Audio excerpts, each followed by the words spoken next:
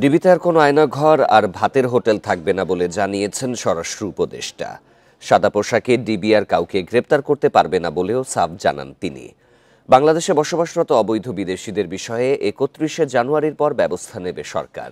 সকালে passport office ও দুপুরে DB office পরিদর্শন শেষে এসব কথা বলেন উপদেষ্টা।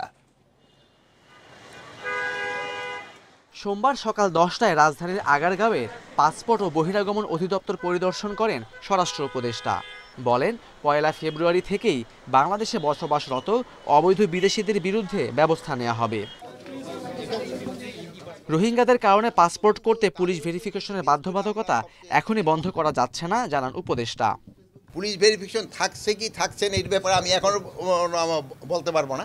বাট যদি দেখা যায় যে শুধু আমাদের আইডি কার্ডে দিয়ে পারা যায়, তো হয়তো আমরা পুলিশ ভেরিফিকেশন তো উঠাই দিব, যেহেতু আইডি কার্ডও তো আমাদের মন্ত্রণালয়ে তো আসতেছে। আর প্লাস আমাদের ধরেন পুলিশ রিফর্ম কমিশনের তাদের একটা রিকমেন্ডেশন যদি থাকে, সেই সময় অন্য কথা।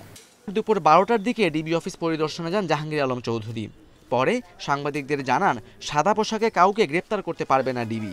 এছাড়া কেউ দুর্নীতি করলে তার বিরুদ্ধে সংবাদ প্রচারের আহ্বান জানান তিনি। আয়নাঘর বলতে কোনো কিছু থাকবে না, এখানে কোনো ভাতের হোটেলও থাকবে না। আর প্লাস এই ডিবিদের ক্ষেত্রে এইও বলা হয়েছে যে এরা সিভিল ড্রেসে কাউরে অ্যারেস্টও করবে না, তাদের জ্যাকেট অবশ্যই পরিধান করতে হবে, তাদের আইডি কার্ড শো করতে হবে। তা আপনার আইনের বাইরে তারা কোনো কাজ করে, আমি বলছি যে আইনের বাইরে যদি আমিও কোনো আদেশ করি তারা যেন করে না। মিয়ানমার থেকে মাদকের চালান বন্ধে কঠোর নজরদারির কথা জানান স্বরাষ্ট্র উপদেষ্টা।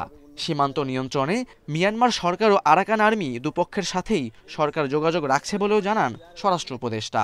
আমাদের যেন কোনো রকমের কোনো অসুবিধা হয় না, এই ব্যাপারে আমরা পুরাটা সজাগ আছি। Khaled Raihan, independent news, Dhaka.